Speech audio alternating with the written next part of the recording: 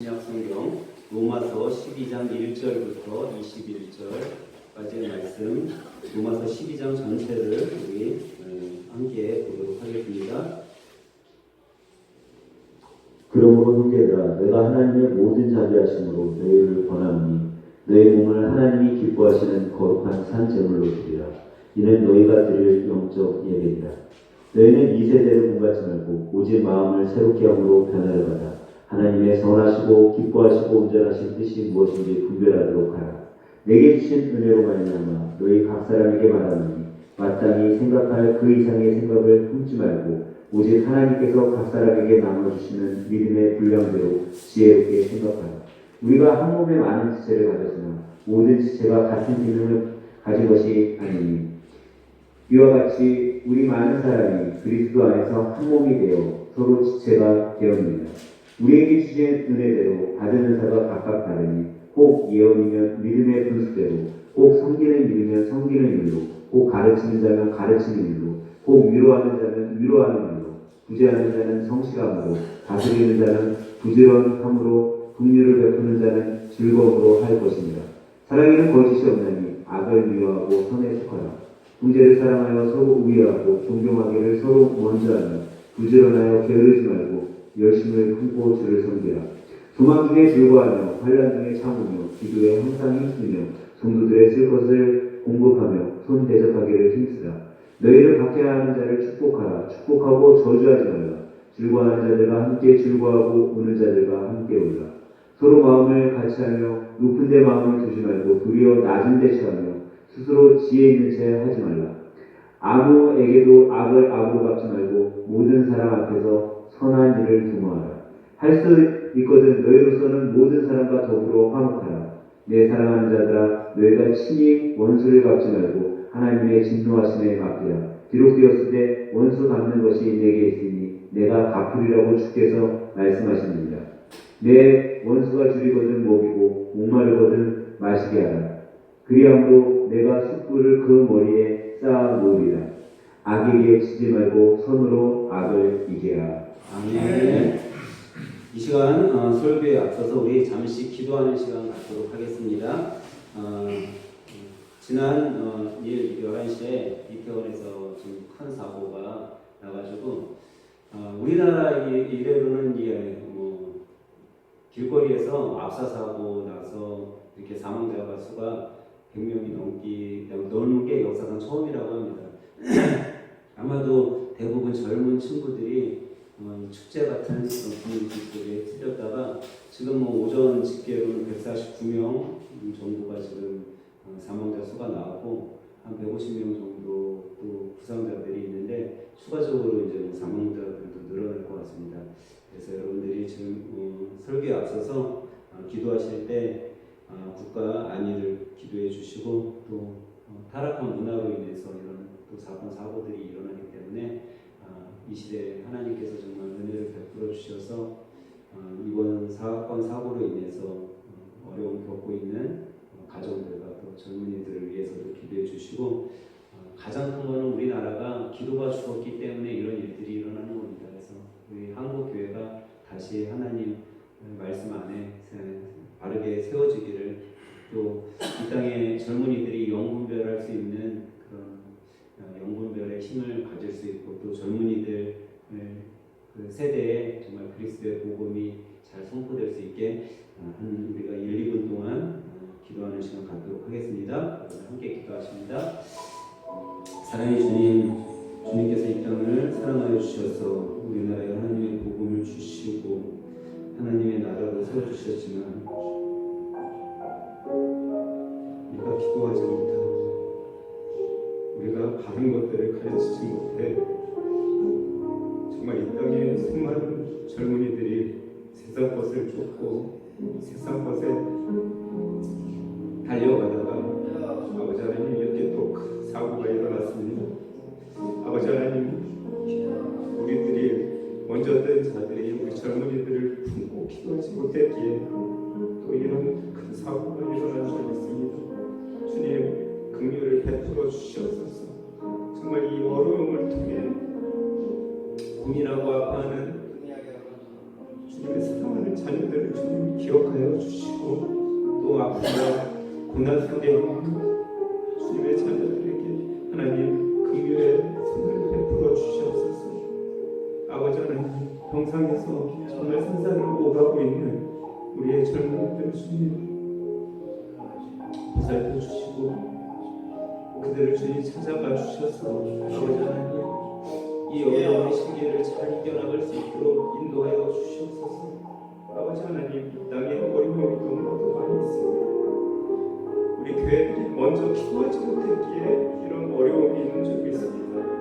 하나님 정말 우리나라의 한국교회가 정말 바르게 설 수 있게 도와주시고 주님의 복음 가운데 다시 일어서는 교회들이 될 수 있도록 주여 도와주시옵소서. 이 땅의 그리스도의 복음이 정말 어려운 신정들에게까지 또 우리 젊은이들에게까지 다시금 신겨지게 도와주시옵소서. 이번 일로 인해서 다시금 하나님의 그 귀한 말씀을 기억할 수 있게 도와주시옵소서. 아버지 하나님 우리가 할 수 없는 모든 것들이 다시 우리가 너무나도 미약한 존재임을 보게 됩니다. 주님 우리가 오직 매달리고 주님밖에 없사오니 우리 믿음의 모든 교회들이 주님을 바라보고 기도하게 하여 주시고 이 다음 세대를 위해서 우리가 기도할 수 있는 하나님의 자녀들이 될 수 있도록 인도하여 주시옵소서. 오늘도 주님의 귀한 말씀을 듣고자 주님 앞에 나왔사오니 아버지 하나님 말씀하여 주시고 우리가 분별할 수 있는 능력을 갖도록 도와주시옵소서. 주님 이번 사고를 통해 정말 주님께서 뜻하시고 말씀하시고자 하는 것들이 무엇인지 깨닫게 도와주시고 그걸 통해 주님이 이 땅에 원하시는 일들이 무엇인지 우리가 깨달을 수 있도록 도와주시옵소서. 하나님 우리가 너무나도 나약하기에 정말 미리 예방할 수 있는 그런 사고를 미연에 방지하지 못했음을 고백합니다. 하지만 주님 이런 일들을 통해서도 하나님께서는 하시고자 하시는 뜻과 일이 있는 줄 믿습니다. 또 우리나라를 통해 이번 사건을 통해 또 하나님께서 우리들에게 깨닫게 하시고자 하는 일들이 있음을 믿습니다. 주님 우리가 주님의 뜻이 무엇인지 돌아보게 하시고 더욱더 이런 어려움 속에서 나라를 위해 또 위정자들을 위해 기도할 수 있는 저희들이 될 수 있도록 인도하여 주시옵소서. 특별히 이번 사고를 통해 하나님의 은혜를 경험하게 도와주시고 거짓을 분별할 수 있는 우리들이 될 수 있도록 주님 은혜를 베풀어 주시옵소서. 이 시간 말씀을 들을 때에도 영의 귀를 영의 눈을 띄워주시고 하나님의 말씀만 오직 우리가 깨달을 수 있는 시간이 되도록 도와주시옵소서. 이 모든 말씀 예수님의 이름으로 기도합니다. 아멘. 할렐루야. 우리 옆에 분과 인사할 때 이렇게 인사하도록 합니다. 오직 은혜입니다 하고 인사합니다. 오직 은혜입니다. 여러분 오늘이 종교개혁 주일입니다. 세계교회가 10월 마지막 주일을 종교개혁 주일로 보냅니다. 그리고 10월 31일을 종교개혁 기념일로 보냅니다. 하지만 우리 기독교인들조차도 이 10월 31일 마지막 날이 또 10월의 마지막 주일이 종교개혁 기념주일이고 또 종교개혁일인지조차 점점 퇴색돼 돼가고 잊고 있는 시대가 현 시대임을 우리는 보게 됩니다. 오히려 이 10월의 마지막 날을 종교개혁 기념일로보다는 할로윈 데이로 또 수많은 마케팅 속에서 이날은 정말 무슨 축제인 것 마냥 귀신의 복장을 하고 그러면서 즐기는 그런 시대가 지금의 시대가 되었습니다.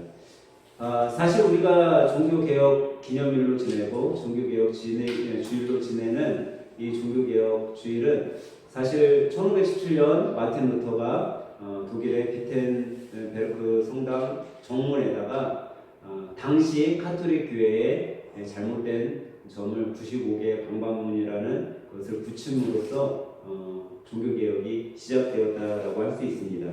그런데 오히려 하나님의 복음의 진리의 말씀을 쫓고자 했던 그 시작의 날을 기리기보다는 어저께와 같이 우리 젊은 친구들은 뭔가 큰 축제인 것처럼 생각하고 세상을 나가는 것을 볼 수 있습니다.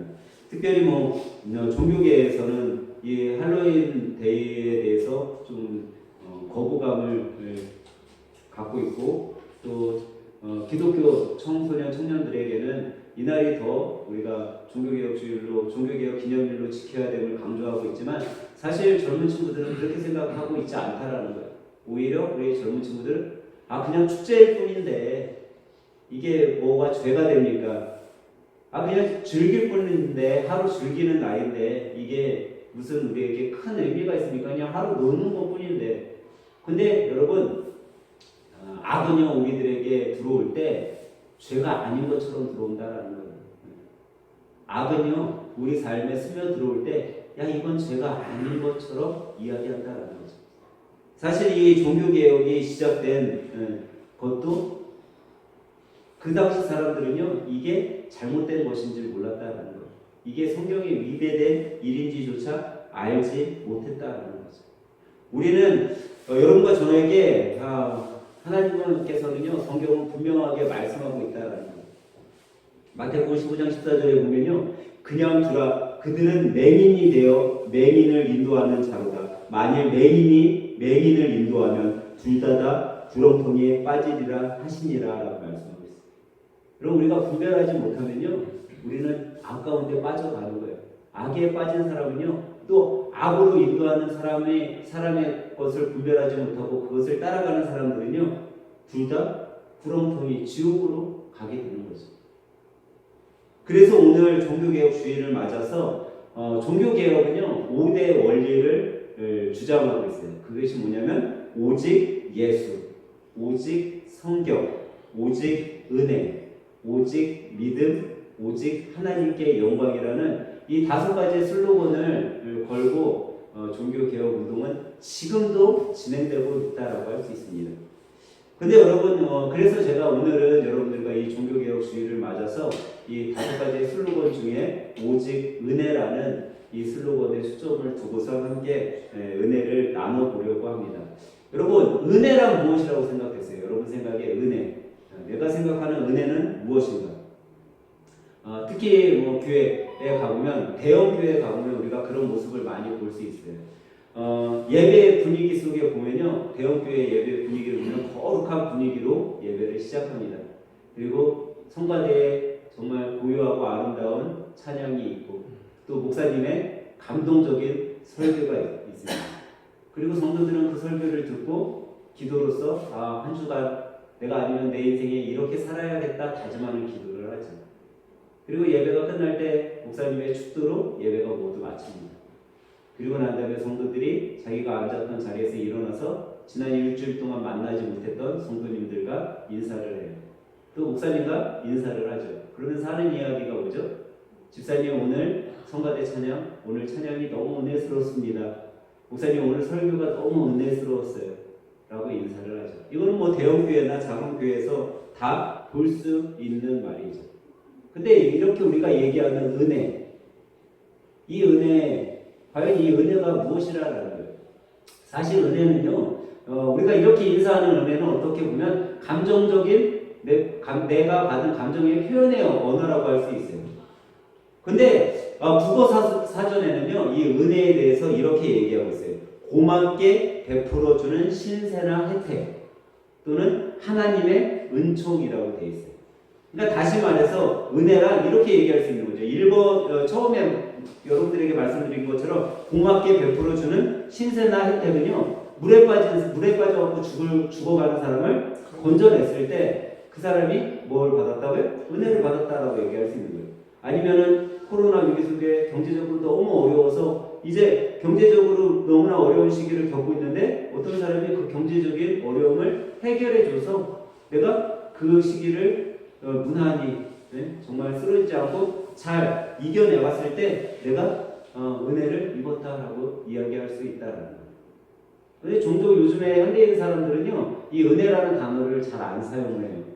기껏 사용해봤자 5월 가정의 달이 됐을 때 스승의 은혜라든가 어버이 은혜, 이때 정도의 은혜라는 단어를 사용하고 평상시에 잘 사용하지 않는다는 거죠. 그리고 종종 우리가 이 은혜라는 단어를 삶 속에서 쓰지 않고 볼 수 있는 곳이 어디냐면 TV 사극 드라마를 보면은 이 은혜라는 단어를 좀 듣게 돼요. 왜냐면 임금이 궁녀들을 이렇게 보고 있다가 한 궁녀를 보고서 뭐예요? 선택을 해요. 그러면 그 선택받은 소녀가 임금님한테 얘기를 하기를 뭐라고 해요? 임금님, 소녀 임금님의 은혜를 입었습니다라고 이야기를 하죠. 그러고선 임금이 그 소녀하고 결혼하면 뭐가 되는 거예요? 궁녀에서 중전이 되어버리는 거잖아요. 신분이 완전히 바뀌는 거죠. 그럴 때 은혜를 입었다라는 이야기를 한다는 거예요. 근데 여러분 우리가 이 은혜라는 단어를 한번 생각해 볼 때 이런 부분에서 알 수 있는 거라는 거예요. 은혜는요 감정적 표현이 아니라는 거예요. 은혜는 여러분 내가 이미 받은 것이 은혜지 내가 이미 받은 것에 대한 내 감정적 표현이 은혜가 아니라는 거예요. 근데 우리는 내가 받은 감정적 표현으로 은혜라는 단어를 더 많이 사용하고 있다는 거죠. 하나님께서 이미 여러분과 저에게 주신 것이 뭐예요? 은혜라는 거예요. 그게. 내가 그 받은 것으로 인해 내 마음에 감동이 오고 눈물을 흘리고 이것이 은혜가 아니라 이미 내가 값없이 받은 것이 은혜라는 거죠. 그렇기 때문에 오늘 예배를 통해 그럼 과연 이 은혜, 우리가 살펴보려고 하는 이 은혜가 어떤 것임을 여러분과 함께 좀 살펴보면서 은혜를 나누겠습니다. 그렇다면 첫 번째로 성경이 말하는 은혜는 과연 무엇일까요? 우리는 성경의 은혜라는 단어를 많이 접하게 됩니다. 성경에도 우리가 위에서 살펴본 사전적 의미 은혜가 나온 것을 볼 수 있어요. 하나님의 도움으로 물질적인 풍요를 누리거나 또 하나님께서 나의 질병을 치료해 주시거나 또 하나님께서 여러 어려움 속에서 나를 세워주셨을 때 우리는 은혜라는 단어를 성경에서 쓰고 있는 것을 볼 수 있어요. 이때 은혜는 뭐죠? 긍정적인 의미에서 은혜라는 거예요. 근데 성경은요 이 긍정적인 의미에서의 은혜만 은혜로 사용하고 있지 않다라는 거예요. 우리가 잘 아는 마태복음에 가보면요 마태복음 사복음서에 다 나오죠. 마태복음, 누가복음에 보면은 예수님의 탄생 이야기가 나오는 것을 볼 수 있어요. 그때 가브리엘 천사가 등장을 하죠. 누가복음 1장서부터 보면은 가브리엘 천사가 누구에게 나타나요? 네, 소녀 마리아, 아직 결혼하지 않은 처녀 마리아에게 나타나요. 그리고 그 마리아에게 나타나서 이야기하는 것이 뭐냐면 은혜 받은 자여 평안할지어다라고 얘기한다. 그리고 난 다음에 가브리엘 천사가 이야기한 내용이 참 흥미로운 이야기를 하죠. 지금 뭐 하라고 했어요? 은혜 받은 자여 평안할지어다라고 소녀에게 이야기를 했어요. 처녀에게 이야기를 했어요. 근데 그 뒤에 나온 이야기가 뭐예요? 이 처녀가 뭐 했다고요? 너 임신했어 라고 이야기한다. 여러분 처녀가 임신한 게 여러분 은혜로운 이야기예요? 처녀가 임신한 게 평안할 이야기예요? 지금 근데 그렇게 이야기하고 있다는 거예요. 여러분 이 처녀가 임신한 건요 이 시대뿐만 아니라 현 시대에도 손가락질 받을 일이에요.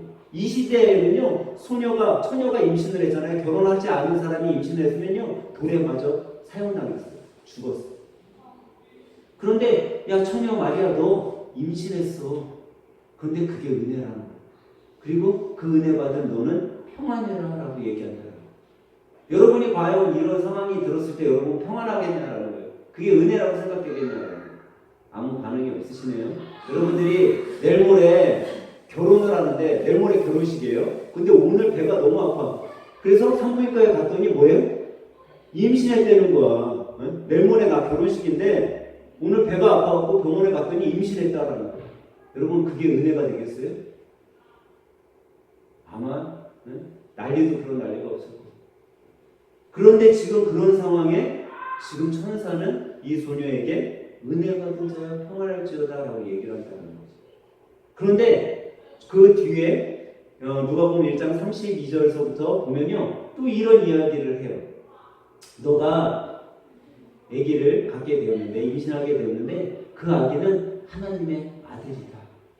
그리고 그가 인류를 구원할 거다라고 천사가 이야기해 준다는 거예요. 그 전까지만 해도 그 임신한 사실로만 봤을 때는 이게 은혜예요, 아니에요? 전혀 아니었어요. 그런데 그 임신이 하나님께서 나에게 주신 것이고 그가 그냥 세상의 아들이 아니라 하나님의 아들을 내가 임신하게 되었고 그 아들이 세상을 구원할 자라고 천사가 이야기해 줬다는 거예요. 그 이야기를 들었더니 정말 은혜 같지 않은, 어떻게 보면 저주라고 생각했던 이 일이 이 소녀 마리아에게 뭐가 됐어요? 은혜가 되었던 거예요.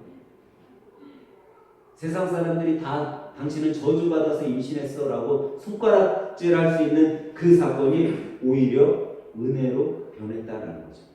그리고 난 다음에 이 처녀 마리아의 고백을 우리는 볼 수 있어요.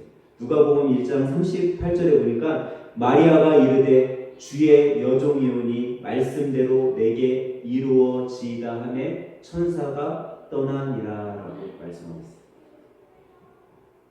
천사의 이야기를 마리아가 이제 뭐 한 거예요? 깨닫게 되었다. 깨닫게 되니까 그대로 이루어지기를 원합니다 라고 고백할 수 있어요. 깨닫게 되니까 이것이 저주가 아니요 오히려 은혜라는 것을 깨닫게 된 거죠. 여러분, 우리는 이 부분에서 한 가지 우리가 깨달아야 될 점이 있어요. 은혜는요, 나에게 어떤 내가 어려움 속에, 힘듦 속에, 물에 빠져 죽어갈 때 건진받는 것만이 은혜가 아니라 성경이 말하는 은혜는요, 여러분과 제 삶 속에 어려움이 있다 해도 그 어려움이 은혜가 될 수 있다라고 말씀해 주고 있는 거예요. 내 삶 속에 정말 이것처럼 힘든 게 없을지 모르는데 그것 역시도 은혜가 될 수 있다라는 거죠. 그것이 뭐냐면요, 여러분과 저에게 하나님께서 맡겨주신 소명이라는 거예요. 오늘 예배드린 여러분과 저에게는요, 하나님께서 각각 다른 소명을 다 주셨다는 거예요. 근데 이 소명이 때로는 정말 너무나도 힘들고 어려운 소명으로 느껴질 수도 있어요. 하나님께서 왜 나에게 이런 것을 맡겨주셨지? 너무 힘들 수도 있어요. 하나님께서 왜 나에게 이런 가정을 맡겨주셨지? 우리 자녀들, 이렇게 힘든 자녀들을 맡겨주셨지? 그게 나한테 너무 힘들고 저주같이 느껴질 수도 있다라는 거예요. 그런데 그 맡겨주신 소명을 깨닫고 내가 사명자로서 살아갈 때 하나님께서는요, 세상 사람들이 다 봤을 때 저주인 것 같은 그 저주가 은혜로, 진정한 은혜로 우리 삶 가운데 부어주심을 깨닫게 해주신다는 거죠. 저는 오늘 예배드리는 여러분들이 이 성경이 우리들에게 깨닫게 해주고자 하는 진정한 은혜를 깨닫는 여러분들이 되시길 주님의 이름으로 축원합니다. 여러분, 진정한 은혜는요, 정말 긍정적인 것만, 나한테 잘 되는 것만 은혜가 아님을 여러분 믿으시기 바랍니다. 그러면 두 번째로 오늘 종교개혁주의를 맞아 종교개혁이 우리에게 말하는 은혜는 무엇일까요? 사실 여러분과 저는요, 하나님의 은혜가 아니었으면 단 한 사람도 구원받을 자격이 없는 죄인들이라는 거예요. 성경은 분명 우리들에게 이야기해주고 있어요. 의인은 없나니 하나도 없다라고 말씀합니다. 여러분, 우리가 의인이 됐다면 우리는 나의 의지로, 나의 의로 구원받을 수 있는 충분한 자격이 있는 사람들이에요. 근데 성경은 분명히 이 세상에 어떤 누구 단 한 사람도 의인이 없다라는 거예요. 그렇기 때문에 여러분과 저는요, 원죄라는 그 죄 안에서 살아가고 있어요. 우리 안에는요, 항상 죄의 심성이 놓여져 있다는 거예요. 그래서 우리는요, 조금만 잘못해도요, 이 죄의 악한 심성이 우리를 넘어뜨리고자 한다는 거죠. 여러분과 제가 매일 하나님의 은혜로 살아간다 할지라도요, 우리 안에 죄의 심성, 이 악의 세력은요, 하나님 은혜로 살아가는 여러분과 저를요, 어떻게 해서든지 넘어뜨리고자 한다는 거예요. 어떻게 해서든지 죄를 짓게 만들려고 한다는 거죠. 오늘 이 종교개혁주의의 시작을 알렸던 이 마틴 루터도요, 이 마틴 루터는요, 자신의 삶 속에서 악마를 본 사람이에요. 이 악마의 그런 자기를 넘어뜨리고자 하는 그런 것들을 이겨내기 위해서 이 마틴 루터는요, 수없이 자신의 무릎을 갖고요, 이 수도원의 돌계단이 자신의 무릎이 다 헤어질 정도로 돌계단을 걸어 올라갔던 사람. 이 악마의 그런 자기를 넘어뜨리고자 하는 것을 이겨보기 위해 수도원의 그 돌바닥을요 수없이 닦았어.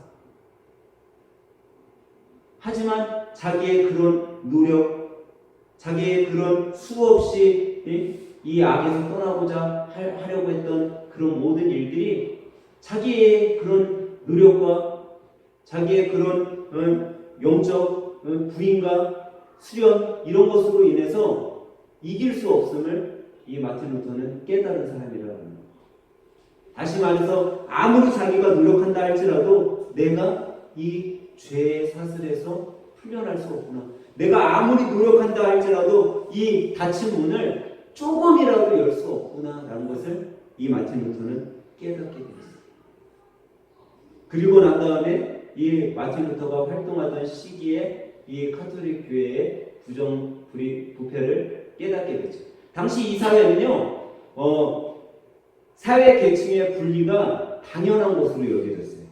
왜? 잘 사는 사람과 못 사는 사람, 귀족 이런 사람들의 분리가 왜 자연스러운 걸로 알려지냐면 당신들이 죄를 졌기 때문에 이 불평등한 건 당연한 거다. 너가 죄를 졌기 때문에 하나님께서 이렇게 못 살게 만든 거고 너가 죄를 졌기 때문에 너의 신분이 이렇게 나쁘게 태어나게 하나님께서 만든 것이다 라고 사람들은 당연하게 받아들였다라는 거예요.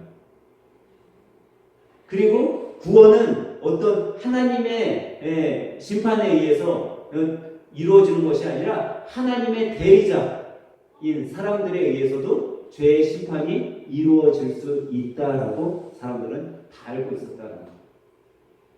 그러니까 내가 죽어서 천국에 가고 지옥에 가는 게 하나님의 손에 달려있는 것이 아니라 하나님의 대리자인 사람들, 신부, 귀족 이런 사회 권력계층들에 의해서 될 수 있다라고 생각을 한 거예요.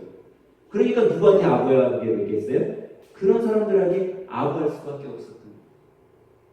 이 루터가 활동하던 시기에는요, 신부의 그런 신분을요, 돈을 주고 막 샀어요. 우리나라 옛날에 양반을 돈 주고 사듯이 신부의 그 신분을 돈을 주고 막 샀어요. 이런 상황 속에 루터가 깨달은 것이 그거죠. 죄의 문제는 누가 해결해 주는 것이 아니라 하나님과 나의 1대1 관계 속에서 해결됨을 그는 깨닫게 된 거죠.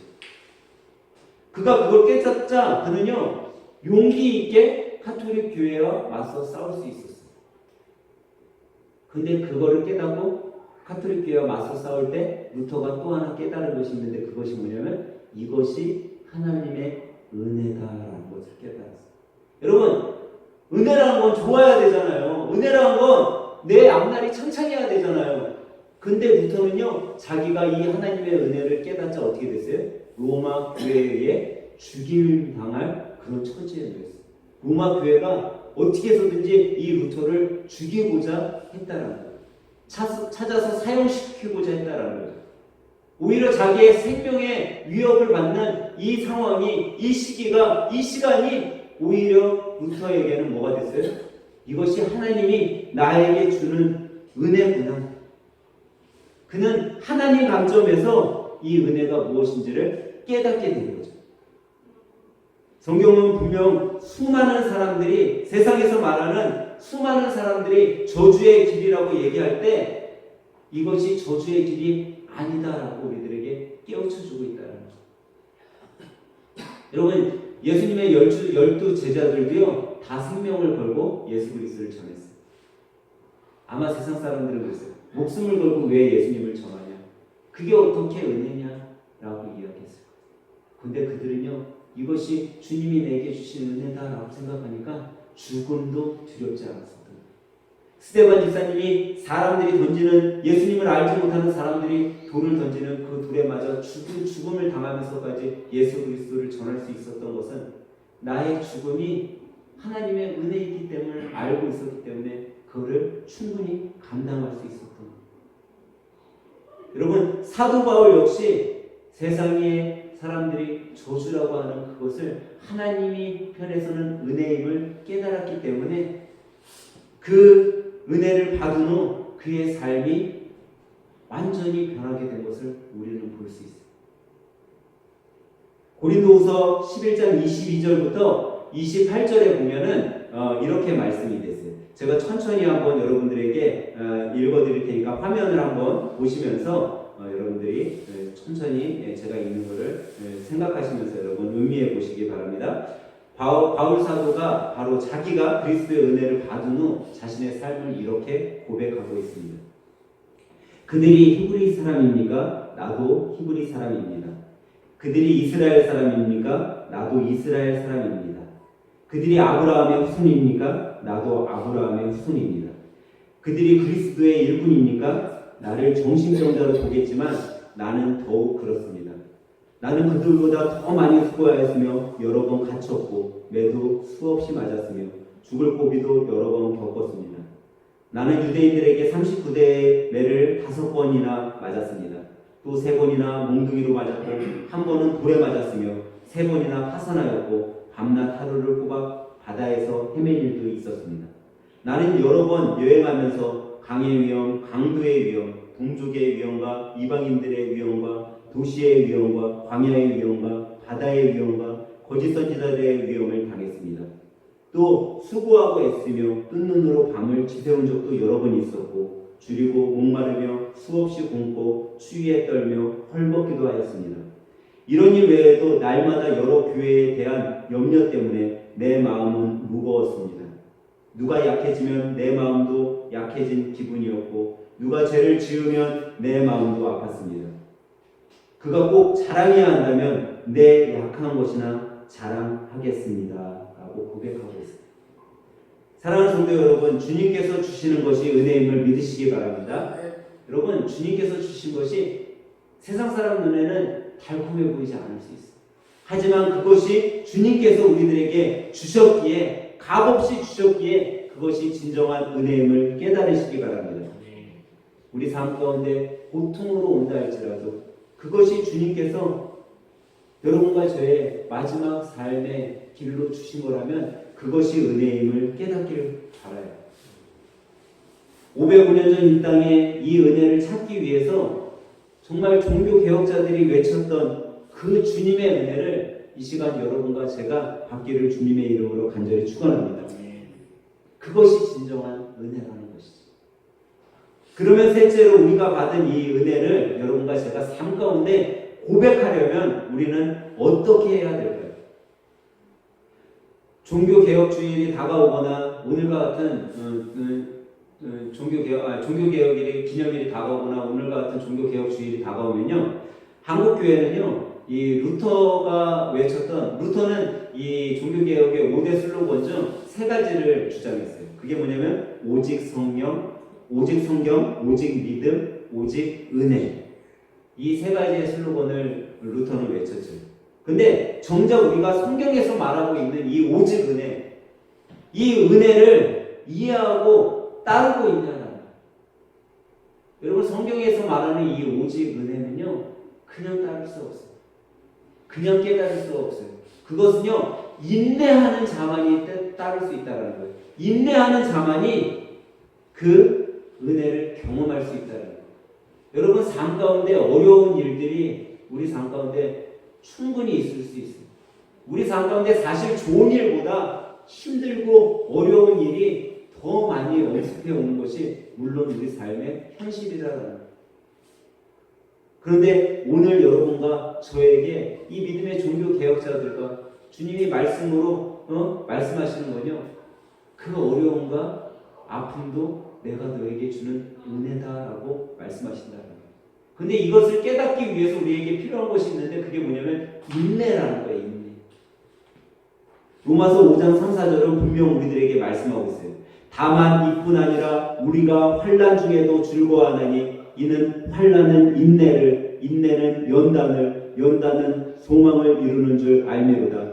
소망이 우리를 부끄럽게 하지 아니하면 우리에게 주신 성령으로 말미암아 하나님의 사랑이 우리 마음에 부은 바 됨이니라라고 말씀했습니다. 여러분, 인내한 자에게 하나님의 뭐가 부은 바 된다고요? 하나님의 사랑. 여러분 삶 속에 여러분에게 하나님의 사랑이 부어진 이 하나님의 사랑이 뭐라고요? 바로 오직 은혜라는 거예요. 이것이 은혜라는 거예요. 여러분과 제가 삶 가운데 하나님의 사랑을 조금이나마 느끼고 있다면요, 여러분은 이미 하나님의 은혜를 받은 자들이라는 거죠. 하나님의 은혜를 경험하고 살아가시는 분들이라는 거죠. 우리는 이 고백이 저는 주님의 은혜를 받은 자입니다라는 이 고백이 우리 삶에 이루어져야 된다는 거예요. 그러기에 오늘 예배를 드리고 있는 우리 모두가 루터가 외쳤던 오직 은혜를 삶 가운데 외쳐야 된다는 거예요. 하나님이 여러분과 저에게 소명을 주셨어요. 그 소명이 너무나 힘든 소명일 수도 있어요. 제가 어제요, 장로님이 제가 교회에서 오늘 주일 준비를 하고 있는데 전화가 왔어요. 장로님이 전화한 게 뭐냐면, 목사님, 제가 내일 오전 예배만 드리고 오후 예배는 못 참석할 것 같아요. 그러시는 거예요. 제가 장로님도 사업하고 있는 걸 알잖아요. 장로님한테 이제 뭐 사업적인 것 때문에 그렇다는 얘기를 듣고 어쩔 수 없죠. 그랬어요. 그리고 난 다음에 제가 그 전화기를 끊고 기도했어요. 하나님 말씀에 맞춰서 살려고 하고 하나님 말씀에 준해서 사업장을 이루어가고, 그러면은 하나님이 예배드릴 수 있게 길을 열어주셔야 되는 거 아니에요? 그런 기도를 했어요. 근데 조금 있다가 장로님이 다시 나한테 전화가 온 거야. 그러더니 그러면, 목사님, 제가 주일날 일을 하면은 안 될 것 같아요. 그러는 거예요. 왜요? 그랬더니 자기가 주일날 일하면은 다른 사람들이 주일날 일하네? 나도 또 시켜야지. 그때 되면 자기가 거부하지 못하겠다는 거예요. 제가 전화 끊고 나서 하나님 기도에 응답해 주셨네요. 그런 생각이 들더라고요. 여러분, 우리 삶에는요, 어떤 것이 나에게 은혜로 하나님께서 주실지 몰라요. 하지만요, 그것이 나에게 하나님께서 주신 소명이라고 느껴진다라면요, 그것이 바로 하나님이 여러분과 저에게 주신 하나님의 사랑, 하나님의 은혜임을 여러분 깨달으시기 바랍니다. 그리고 그것을 깨달은 자가 행할 수 있는 거예요. 깨달은 자가 주님의 말씀을 붙들 수 있는 거예요. 여러분, 삶 가운데 주님의 은혜를 붙들며 살아가시길 주님의 이름으로 축원합니다. 오늘 본문 말씀은 분명하게 이것을 여러분과 저에게 말씀해 주고 있어요. 오늘 본문 말씀 한번 띄워주시겠어요? 우리 한번 천천히 한번 읽어보도록 하겠습니다. 오늘 본문 로마서 12장 1절부터 말씀입니다. 우리 함께 천천히 읽어보도록 하겠어요. 시작. 그러므로 형제들아, 내가 하나님의 모든 자비하심으로 너희를 권하노니 너희 몸을 하나님이 기뻐하시는 거룩한 산 제물로 드리라. 이는 너희가 드릴 영적 예배니라. 너희는 이 세대를 본받지 말고 오직 마음을 새롭게 함으로 변화를 받아 하나님의 선하시고 기뻐하시고 온전하신 뜻이 무엇인지 분별하도록 하라. 내게 주신 은혜로 말미암아 너희 각 사람에게 말하노니 마땅히 생각할 그 이상의 생각을 품지 말고 오직 하나님께서 각 사람에게 나누어 주신 믿음의 분량대로 지혜롭게 생각하라. 우리가 한 몸에 많은 지체를 가졌으나 모든 지체가 같은 기능을 가진 것이 아니니 이와 같이 우리에게 많은 사람이 그리스도 안에서 한 몸이 되어 서로 지체가 되었느니라. 우리에게 주신 은혜대로 받은 은사가 각각 다르니 혹 예언이면 믿음의 분세대로, 혹 섬기는 일이면 섬기는 일로, 혹 가르치는 자면 가르치는 일로, 혹 위로하는 자면 위로하는 일로, 구제하는 자는 성실함으로, 다스리는 자는 부지런함으로, 긍휼을 베푸는 자는 즐거움으로 할 것이니라. 사랑에는 거짓이 없나니 악을 미워하고 선에 속하라. 형제를 사랑하여 서로 이해하고 존경하기를 서로 먼저 하며 부지런하여 게으르지 말고 열심을 품고 주를 섬기라. 소망 중에 즐거워하며 환난 중에 참으며 기도에 항상 힘쓰며 성도들의 쓸 것을 공급하며 손 대접하기를 힘쓰라. 너희를 박해하는 자를 축복하라. 축복하고 저주하지 말라. 즐거워하는 자들과 함께 즐거워하고 우는 자들과 함께 울라. 서로 마음을 같이하며 높은 데 마음을 두지 말고 도리어 낮은 데 처하며 스스로 지혜 있는 체 하지 말라. 아무에게도 악을 악으로 갚지 말고 모든 사람 앞에서 선한 일을 도모하라. 할 수 있거든 너희로서는 모든 사람과 더불어 화목하라.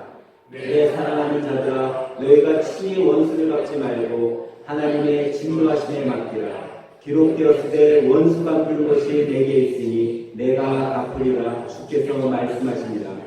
내 원수가 질거든 먹이고 목마르거든 마시게 하라. 그리하므로 내가 숯불을 그 머리에 쌓아 놓으리라.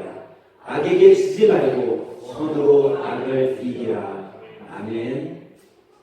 우리는 세상의 은혜가 아닌 하나님의 은혜를 입은 자들임을 믿으시기 바랍니다. 그러기에 우리는 세상의 것으로 세상을 이기는 것이 아니라 세상의 것을 하나님의 것으로 이기는 자들입니다. 하나님이 여러분과 저에게 이미 이 이길 수 있는 힘을 은혜로 주셨다는 거예요. 여러분, 우리 안에 있는 죄의식, 여러분 삶 속에 죄의식은요 누구나 갖고 있어요. 여러분, 목사님 저는 죄의식이 없을 것 같아요? 여러분, 저도 죄의식을 갖고 살아가요. 근데 이 죄의식을요 제가 아무리 노력하고 아무리 기도한다 할지라도 이 죄의식, 내 안에 있는 이 악의 심성을요 저는요 조금도 이길 수가 없어요. 하나님께서 이기게 해주시지 않으면, 주님께서 저에게 은혜를 베풀어 주시지 않으면요 저는 수없이 제가 아무리 노력하고 고난의 길을 걸어간다 할지라도요 여러분 이길 수가 없어요. 여러분께서 죄의식 속에 오늘 이 예배에 참석할 것 같고요, 예배를 드릴 때 정말 찬양 가운데 우리가 조금 위안을 받을 수 있어요. 목사님의 설교를 통해 조금이나마 내 죄의식에서 내가 벗어나구나 하는 생각이 들 수도 있어요. 그런데 여러분, 그게 다가 아니에요. 진정한 우리의 무거운 죄의 짐, 이 죄를 벗어버리고자 한다면 여러분 그거는요 우리의 힘으로 되는 것이 아니라 하나님의 은혜로 된다라는 거예요. 그 사람들이 어떻게 살아가는 사람들이에요? 하나님이 주신 소명대로 살아가는 사명자들이라는 거예요. 다시 말해서 우리에게 하나님께서는요 소명을 주셨고 사명자로서 살아가게 하셨어요. 근데 이 사명자로서 살아갈 때 여러분, 나만 사명자로서 살아가고 나만 알고 있는 것이 아니라 하나님께서는요 수많은 증인들을 우리 가운데 두셨다라고 말씀하고 있어요. 히브리서 12장 1절에 이러므로 우리에게 구름과 같이 둘러싼 허다한 증인들이 있으니 모든 무거운 것과 얽매이기 쉬운 죄를 벗어버리고 인내로서 우리 앞에 당한 경주를 하며라고 말씀합니다. 여러분, 사명자는요 하나님께 소명을 받은 사람들은요 인내로서 그 경주를 해가는 거예요. 여러분, 인내는 어떤 사람이 하는 거예요? 힘든 사람이 할 수 있는 거예요. 여러분, 평안하고 쉽고 내 삶이, 내 가정이 정말 화목하고 윤택 있는 사람들은요 인내할 필요가 없어요. 내 삶에 고난이 있고 아픔이 있는 사람들이 인내할 수 있는 거예요. 근데 성경은 분명 우리들에게 그 인내의 경주를 달려가라라고 말씀하셨어요. 그러면 하나님께서 그 너가 인내하고 달려간 그것에 대한 상급인 소망을 이루어 주겠다 약속하셨다는 것. 로마서 3장 23절 24절에 보면 모든 사람이 죄를 범하였음에 하나님의 영광에 이르지 못하더니 그리스도 예수 안에 있는 속량으로 말미암아 하나님의 은혜로 값없이 의롭다 하심을 얻은 자 되었느니라 라고 말씀합니다. 여러분과 제가 하나님의 은혜로 구원받은 자들임을 믿으시기 바랍니다. 그 은혜를 우리가 주님께서 나에게 주신 은혜다라고 고백할 때, 이 고백하는 자들이 될 때 우리가 바로 이 종교개혁 주의를 맞아 지금까지 오직 은혜만을 외치며 하나님의 교회를 세우고자 자기의 목숨까지도 아낌없이 헌신할 수 있었던 이 종교개혁자들의 삶을 우리가 따라갈 수 있는 거예요. 저는 오늘 종교개혁 주의를 맞아서 함께 예배드릴 여러분들이 정말 여러분 삶 가운데 세상 사람들이 보기 좋아하는 그런 은혜가 아닌 정말 하나님께서 가장 보기 좋아하시는 그런 은혜를 받은 자로서 살아가시길 예수님의 이름으로 간절히 부탁드립니다. 그리고 한 주간도 이 은혜 가운데 인내의 경주를 달려가는 경주자들이 되시길 주님의 이름으로 간절히 소망합니다. 기도하겠습니다. 사랑의 하나님, 오늘 종교개혁 주의를 맞아 오직 은혜를 찾게 하심을 감사합니다. 우리 모두가 성경에 위배되는 일에 대해서는 담대하게 맞서 싸울 수 있는 자들이 되게 하시고 아무리 어려운 상황이 온다 할지라도 그것을 통해 주님의 일을 보는 영적인 사명자들이 되어서 하나님이 맡겨주신 소명 잘 감당함으로 오직 은혜 안에 살아가는 믿음의 성도들이 되도록 인도하여 주시옵소서. 우리 생명이 다하는 날까지 주님의 은혜 안에 거하길 원하오며 예수님의 이름으로 기도합니다. 아멘.